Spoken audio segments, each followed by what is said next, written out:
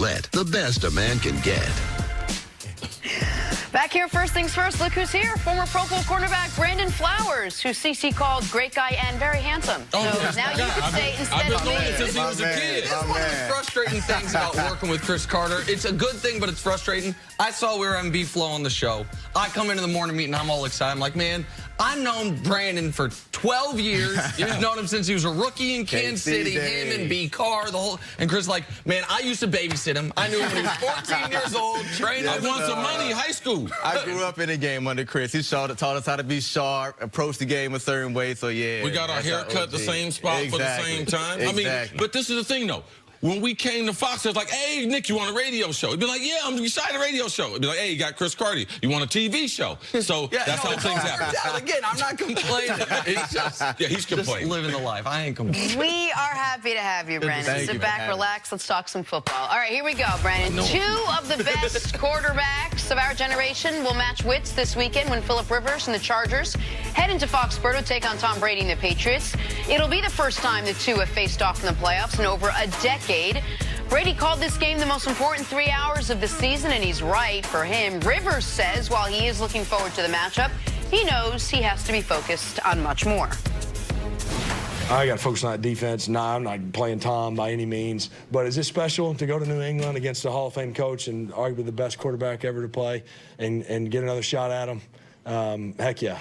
Heck yeah, it is. It is special. And, you know, just like I always told you, look over and it's Peyton Manning, you know, on the other side. I'm not playing those guys, but I have a great deal of respect, fan of those guys, you know. And so to get an opportunity again to go against them 11 years after we had that opportunity in, you know, the 2007 season, yeah, it's awesome and looking forward to it.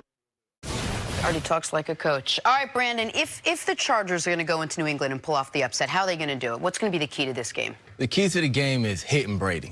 This team gets pressure with Joey Bosa, Melvin Ingram.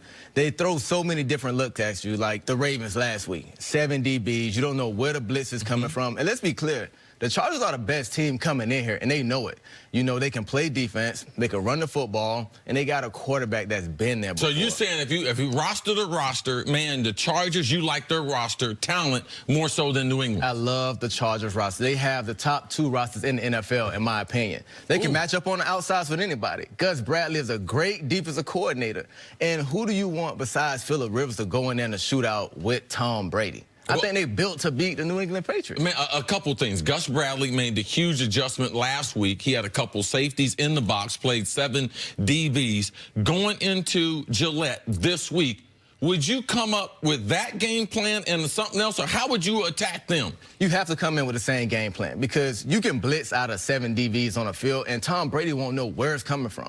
Tom Brady loves to hit the running backs out of the backfield. You don't want linebackers matched up against these guys. You want safeties that can run and tackle in space. So even though man, we played 58 snaps with these DBs, you're going to present that to Brady. I know you're going to have a plan B, but you're saying let's start the game with the 7 same DBs that we had success with the Ravens. You have to. You can't let Tom Brady get going and then try to adjust. Have these DBs on the field. Man, these DBs are hungry. We wanted to do this when I was playing at San Diego. I'm glad Gus Bradley has trusted Ron Midas, the DB coach, to put these guys on the field and let them just go out and play and have fun. And I want people to understand how unprecedented what the Chargers did this past weekend was. I was listening to Robert Mays yesterday on his podcast, and he brought up the exact number. So they played 58 of 59 snaps with 7 defensive backs. We said that on the show yesterday. What I didn't know was across the entire NFL this season, all 256 games of the regular season, no team had played more than 18 snaps with 7 defensive backs in a game. So this was,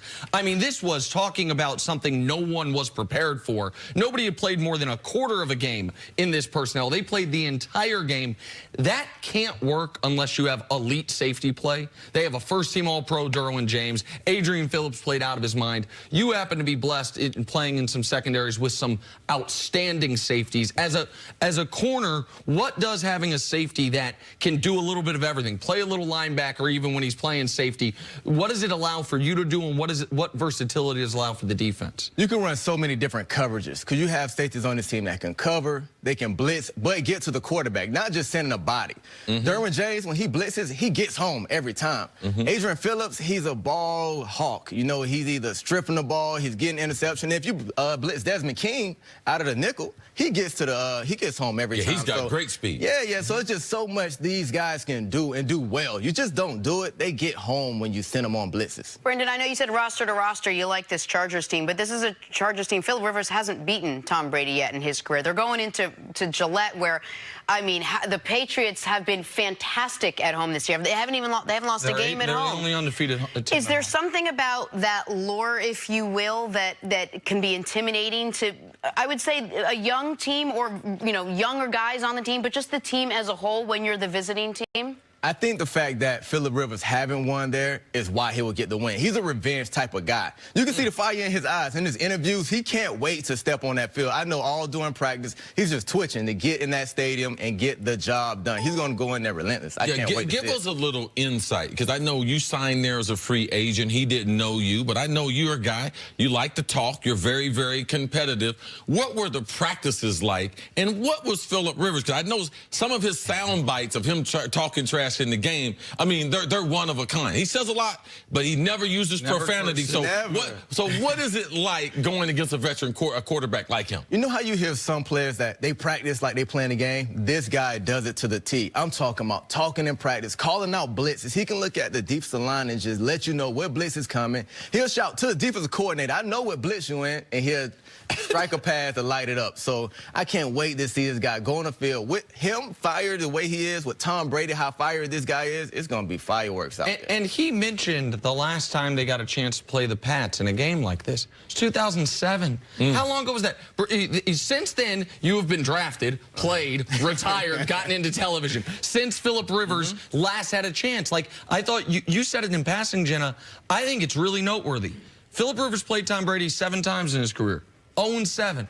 And they've had some good teams now. They've had LaDainian Tomlinson. They've had a couple teams that were the 1 or the 2 seed. Has never been able to beat the Pats. For Philip Rivers, the only thing missing from his resume is a Super Bowl appearance, Super Bowl championship. The numbers, the reason that when we talk about that draft class, he very often is the third name mentioned is because Big Ben's got the stats and the rings. Eli's got the rings against Tom Brady twice. Philip Rivers just has the regular season success. Has one deep playoff run to the AFC Championship game. They play with torn ACL. It's not an exaggeration to say this is the biggest game Philip Rivers played in over a decade. This is the second biggest game he's played in his entire career. And I agree with you on the talent. I think the Chargers, I think the Patriots were rooting so hard for the Texans. They wanted the Texans. They wanted Bill O'Brien. Exactly. They did not want to have to face either that Ravens defense or this Chargers well-rounded team. And I'm curious to see that the story C was what the DBs did in that game. But what the DBs did doesn't work if those D linemen aren't dominating the Ravens front. Melvin Ingram, Joey Bosa, those guys. Yeah, I expect the defensive front to be able to get after it, but I'm a little different than B. I need a couple different looks for Tom Brady, all right? I believe that the DBs match up well with the wide receivers, as you mentioned. None of the wide receivers for New England are going to scare you, but I need a curveball, I need a screwball, I need something else for Tom Brady to give him more looks than they did in Baltimore, because this is not Lamar Jackson. All right, Brandon, stick around. Got to take a break. Coming up, what can the Colts do to slow down Pat Mahomes? Next on First Things First. Right.